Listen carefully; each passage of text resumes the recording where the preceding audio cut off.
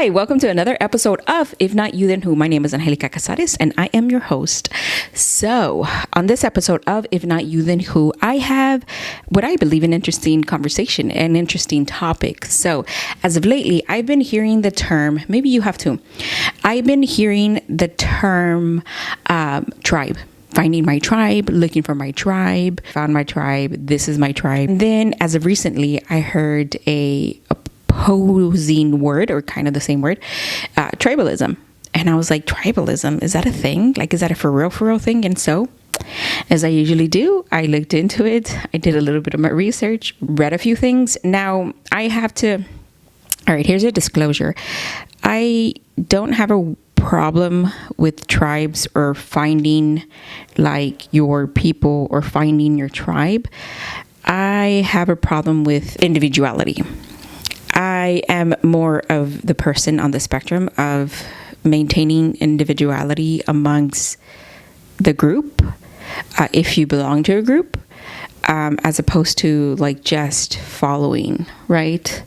Or always being led, as opposed to ownership. I think that's what I'm looking for. I think that's what I'm trying to say is I have a problem with like pushing on thoughts and agreements based on a group as a whole, as opposed to like, I these are my thoughts and this is what I think based on my experiences or based on what I think. So I don't have a problem with finding your tribe. I have a problem with the individuality of it and the harm that it can cause to your individuality, to your individualism is I guess what I'm trying to say. So, okay. All right. Going back to the topic. So tribalism, I looked into it. And so I'm going to go ahead and read to you what tribalism means. So tribalism is a state of being organized by or associating for tribes or tribal lifestyles. Human evolution has primarily occurred in small groups as opposed to mass societies, and people naturally maintain a social network, which is what tribalism is. Although in popular culture, tribalism may often also refer to a way of thinking and behaving in which people are loyal to their social group above all else, or simply described as a group with shared interests, lifestyle, and habits. So as I was doing my research, there was a term that came up. It's called homophily. I obviously mispronounce this word. It's called homophily, not homophily. Homophily is in terms where it means homo means together and phily means friendship and love. Homophily is the tendency of individuals to associate and bond with similar others. Categories on which homophily usually occurs include age, gender, class, and organizational role. When you find your tribe, you find people who have the same interests, who think like you, or who tend to have the same conclusion and conciseness as you do. So on social media, it can be described as like, for example, you only really like certain, like you take interest on certain topics, so you only like those certain topics, right? Or you interact with other users who think exactly like you, who have the same conciseness of thought and opinion in the same process that you do, and so y'all tend to like and share the same kind of content with each other. So it's just a back and forth of the same content. Homophily can also foster divides and echo chambers on social networking sites where people of similar ideologies only interact with each other. The restrictive patterns of homophily can be widely seen within social media. For example, patterns of homophilic can restrict access to information and not be inclusive. So I guess before I overall give you my thoughts, I think I did it at the beginning, right? Individualism. So I guess before I give you my entire thought on how I feel about tribalism, I want to give you the goods and the bads about tribalism. So in terms of like the good portions of why people look for tribes and why they want to associate, I was reading that so The Atlantic, I'm going to quote them really quick. Everyone everywhere has a tribal instinct and the need to belong. When people talk of tribalism or us versus them, often there are thought of two types of groups. That's not where I was trying to go with that. The good of tribalism. Somebody explained tribes as a badges of identity, not of ideology or thought. Also, tribes protect and provide. a sense of community and belonging. When we connect with others, we ensure safety and lower our own stress. Our tribe harbors environment for generating new ideas of work and life, while also fostering a sense of community, which is vital for a health, productive life. These groups can provide a sense of purpose, a reason to interact with each other, and even provide health and well-being benefits.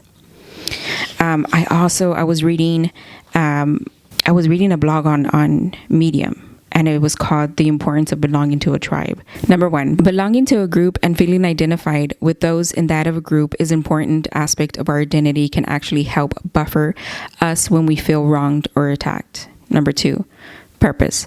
Our group identity often gives us a sense of common purpose around the pursuit of common goals. 3, support. We are not only more likely to get support from people within our tribe, but we are likely to experience their support as more valuable and more meaningful. This has been true work for veterans, which is why I think sometimes tribes are good. Because when you get the support of other fellow veterans, it is more deeply and profound and has a greater impact in your life.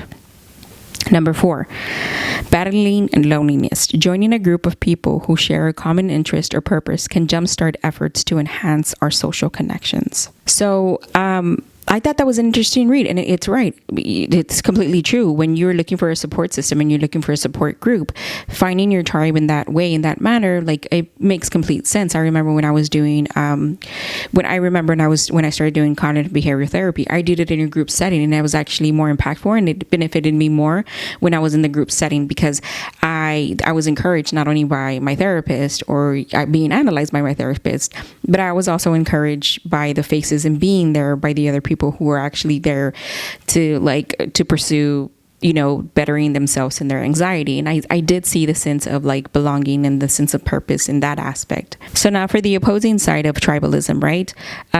In an article I read in The Atlantic, tribalism, it states, tribalism can be misleading. Everyone, everywhere has tribal instincts and the need to belong. When people talk about tribalism or us versus them, often thought of two groups or two tribes, right? Because if you're part of a tribe, that means there's another tribe that you don't belong to, where you don't fit in, where that's not you. You fit here, you don't fit there. So in a sense, sometimes it can be us versus them, right? So that's the opposing side. I guess that would be considered the negative side.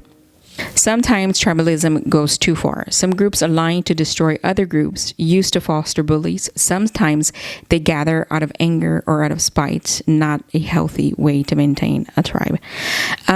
Completely true. Sometimes when you have a bully within your tribe, it's easier to conceal them. It's easier to foster them and tell them how, no, they're part of our group. So the overall thought is that if part of our group is wrong, that means our whole tribe is wrong. And so the sense of belonging really doesn't make sense anymore, which can be dangerous.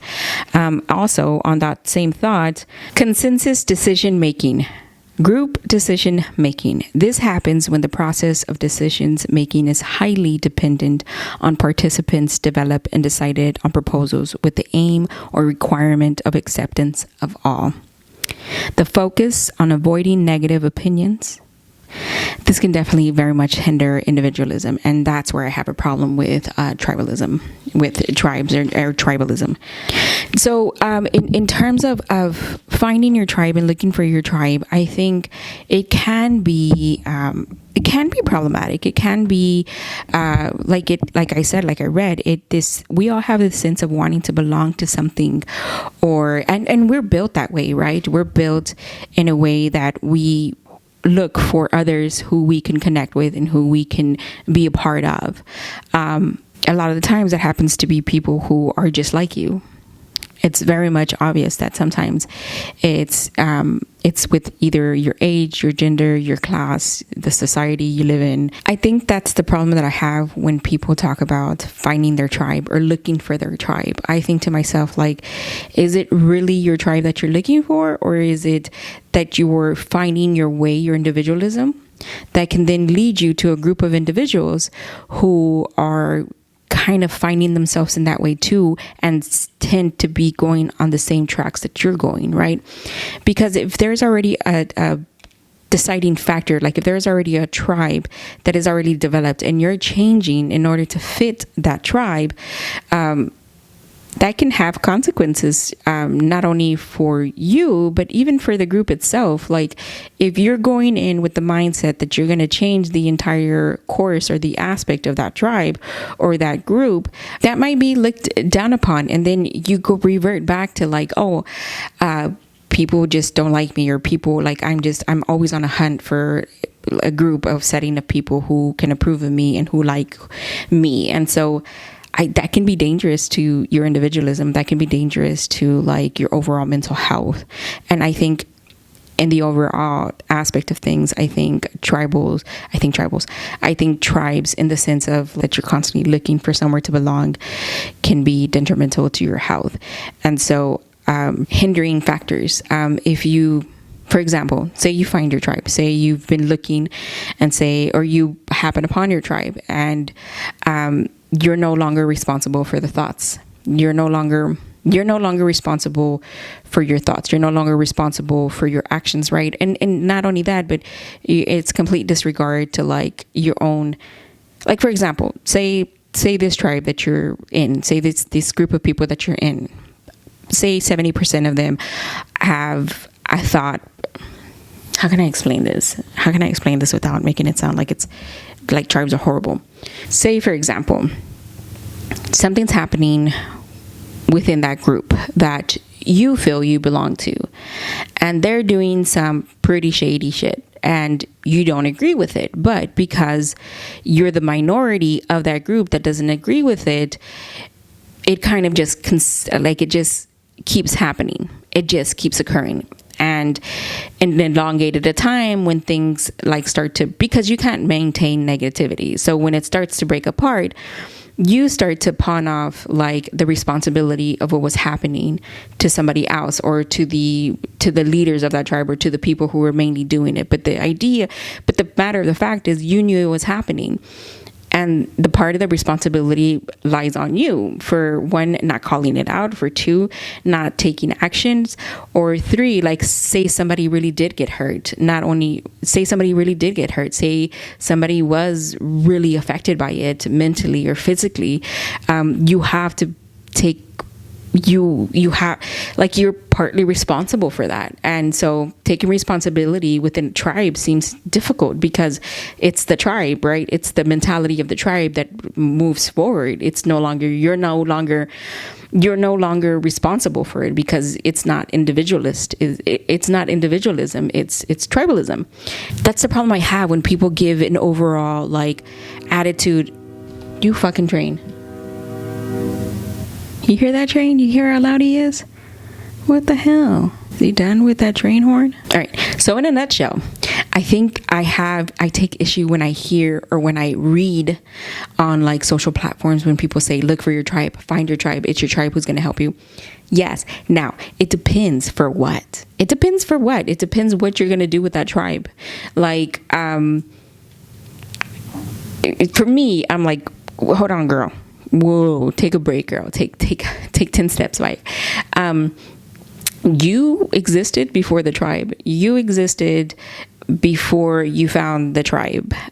So are you going into it with your collective thoughts, or are you going in just kind of as a participant, right? Because like I said, that can be dangerous, because that can be problematic at the end, right? At one point you felt like you were part of it. If you go in, I simply believe, like, if you go in with individualism and you maintain individualism, if you ever departed, or if you ever kicked out of the tribe, or if you ever split your ways from the tribe, you still have, and you maintain your individualism. And you know simply that maybe you kind of just moved on from that. You fucking train. How? The fuck? It's like fucking 12. How is it still doing this shit? Where was I? What was I talking about? The hell was I talking about? You don't want to have a bad experience when you are part of a community. So the idea as to why you're looking for the community should be assessed. Why are you looking for a group of people that you want to belong to in terms of like certain interests or certain aspects of your life? Why do you feel like it's important for you to be part of a overall group? And are you ready to be part of that group? Are you ready to partake part of that group? As for me, I think overall, I think I do have several groups that I like belong to, or that I feel like there's a few groups where I know in the depths of like it all, like I know I belong to them, like I know where I fit in.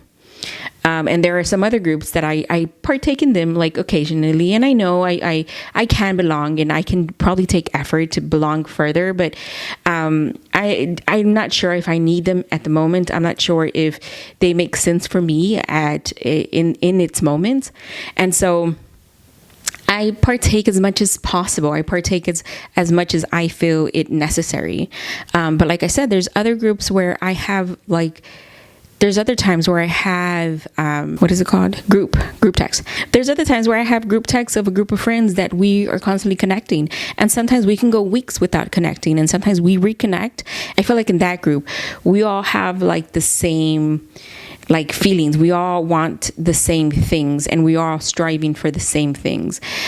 In the overall view, we all strive for the same things, which is why I fall into that group kind of nice and snug. Like it's not difficult for me to like maneuver around, and it's not difficult to give my thought, and it's not difficult for me to give my opinion, and it's not difficult for me to be myself. And I can take time away from it when I need to, and it's completely understanding by the other group members like within that group. And I like that. I think I'm still trying to find my individualism at the moment. I think I've been taking the last couple of years to do that. And so I'm on the quest to just find myself a little bit more before I start to like want to kind of sort of fit in. I'm not trying to fit in or I don't want to make it sound like I don't want to make what I'm trying to say sound like it's a bad thing, because it's not a bad thing. Because trying to see where you fit in sometimes works for people when they're in that step, when they're in that next step or that phase of their life. Like fitting in somewhere makes sense for them, and so it's not like a bad thing. And so I guess the last couple of years I've been trying to look inward. I've been trying to find my individualism again and just really understand and know who I am before I take on the group mentality type of situation, right? I really want to know. I really want to assess myself, and I really want to get to know myself before I give myself into a group. Or for example, I know I can't like give it my all, and so I don't want to give false hope to that group or that tribe and be like, hey, I'm here for this, when I know I can't do that, when I know I don't have the capacity to do that. And so at the moment, I mean, and you know, and for my sanity and sake, I have to find my individualism. I have to say, I know myself well enough to know that if this is brought up or if this happens, I know that I can agree and disagree and not just follow the pack and not just be in it because it's the way it is. I just like a cat in the heat and now a dog howling. Like what? Live on a goddamn farm in the middle of the city? Oh my God. No, but I'm never going to finish this shit. In terms of just me, I'm looking for myself. I am trying to find my individualism. I'm trying to find who I am now, reaching the age of 40. I am not the person I was when I was 30. I am not the person I was before my sister found out she was diagnosed with cancer. I am not the person I was after she died. And I'm definitely not the person a year ago. And so I'm on the quest to just find my individualism. I know the importance of knowing my individualism and how it's going to affect me later on in the future. And so keeping your individualism even within your tribe. So that's the conversation for today. Dude, what the fuck? All right, I'm done. They obviously these like interruptions are not going to stop. The community is like, the community of my neighborhood is against me. So this is not, these interruptions are not going to stop. So I'm just going to stop. So I'm here to tell you, look for your individualism. And have you found your individualism? And do you have your tribe? And does it make sense for you? Or did you have a tribe before? And did you come to odds with them? And did you fall out with them? And why did you fall out with them? I want to know. And do you feel like me, where you feel like it's vital that I think it's vital that you find out your individualism and you know who you are before you enter a group.